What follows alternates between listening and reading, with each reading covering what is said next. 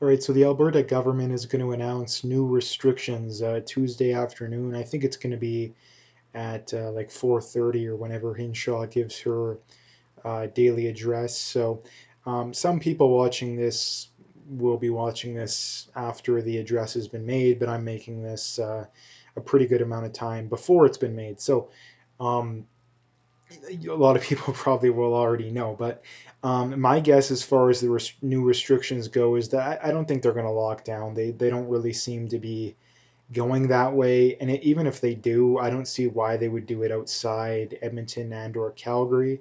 Um, Again, from a logical perspective, it makes absolutely no sense. I mean, even that's even what they did in Toronto. I don't know what they'll do with the suburbs, but my guess is that the new restrictions will be something along the lines of reducing the amount of people that can be, weddings, funerals, the amount of people that can be inside in a, enclosed space. I don't even know what the exact number is. That's probably what they'll do. I don't think it'll be anything too significant. Because again, if they were going to lock down, you think they would have done it already. And number two, it doesn't make any sense. Like it doesn't make any sense to lock down. Now again, if they do lock down, I think we're going to be in for a world of hurt. I think that's pretty much Alberta is pretty much a write off if they lock down because I think a lot of businesses just barely made it past the last one. I mean, I've seen numbers that show that at least a quarter million businesses have went out of business because of the lockdowns. Some of them maybe indirectly due to other stuff as well, but this is something too that I know I brought it up a million times, but I really just can't stand the people that are calling for lockdowns because of this. Because whenever they're calling for lockdowns, they never say, I think we should lock down because I think the costs of not locking down will be worse than the costs of locking down, right? They never address the indirect effects that are going to come from the lockdowns because they live in such an echo chamber, right? These people genuinely believe that there is no downside whatsoever to locking down, that everybody can just stay home, right? And the government can just pay people to stay home, right? And a lot of them aren't even talking about that. But that's genuinely how naive and ignorant the average person is that believes in this kind of stuff. Like I say, they genuinely believe that, yeah, we can just make everyone stay home and the government can just pay them to stay home and the government can just pay business owners, right? But that's not how it works. That's not how it works. And number two, the other reason why I'm so vehemently against these people, and I think everybody else should be as well, is nothing will satisfy them, right? Nothing will satisfy them. We've already locked down, right? It didn't work. Have they acknowledged that? No. Um, we've already had mask mandates for 4 months in Edmonton and Calgary, and close to that in many other places. Have they acknowledged that it hasn't worked? No.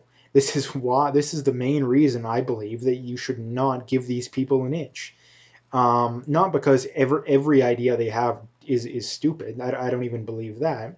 I just think that if their ideas don't work out, their solution is always just to double down, right? The reason that the cases have gone up is because we have not enough mask mandates, right? People got to wear them 24/7, right? The reason that the case we got to lock down, right? The first one didn't work out because we didn't do it long enough, right? This is how um, ignorant these people are. And again, I don't care about offending people too. I really don't care anymore because this isn't a matter of the traditional disagreements that we have. This isn't the difference between you know slightly more taxes or slightly less taxes, right? This is literally the matter of do we get to have a livelihood, right? This is not, like I say, some minor thing. So again, um, like I said, I don't think they're going to do anything too significant because, again, if you just look at the trends of what they've been doing, if they were going to go heavy handed, you think they would have did it by now. You would think so. So, again, I think it's just going to be,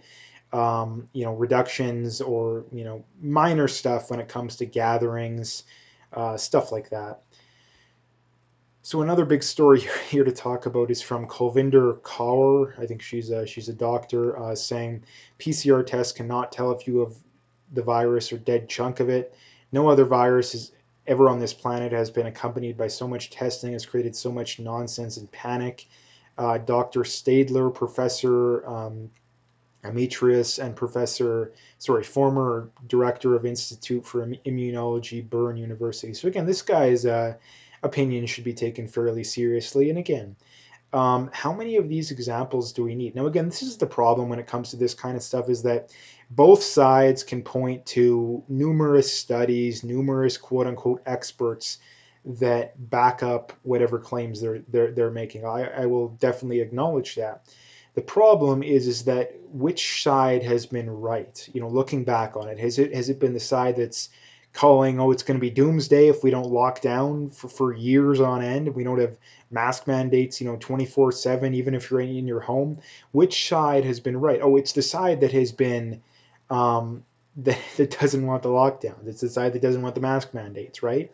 And again, it's something I've been pointing out all along. And again, the thing that really bothers me too about this, that I pointed out a lot, but the people that have been wrong, they've been wrong about everything. Like Tam, Fauci, these are the people that have been wrong the entire time. The Trudeaus of the world, these are the people, they've been wrong the whole time, right from day one. They were the ones that didn't want any heavy-handed restrictions back in, like, February and March, right? Let's keep the borders open, right? Let's keep the borders open.